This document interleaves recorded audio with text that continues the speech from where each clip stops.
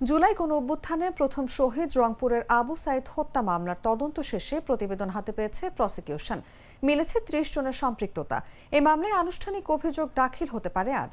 বৃহস্পতিবার আন্তর্জাতিক অপরাধ ট্রাইব্যুনাল সূত্রে এই তথ্য জানা গেছে। এর আগে ২৪শে জুন তদন্ত প্রতিবেদন ট্রাইব্যুনালের প্রসিকিউশনে জমা দিয়েছে তদন্ত সংস্থা। এই মামলায় ৪ আসামি কারাগারে রয়েছেন।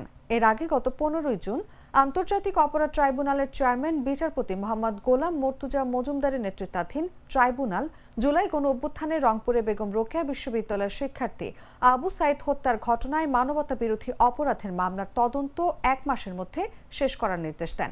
আগামী ১৪ জুলাই এই মামলার তদন্ত প্রতিবেদন আদালতে দাখিল করতে বলা হয়েছিল। তবে তার আগেই তদন্ত শেষে প্রতিবেদন হাতে পেয়েছে প্রসিকিউশন।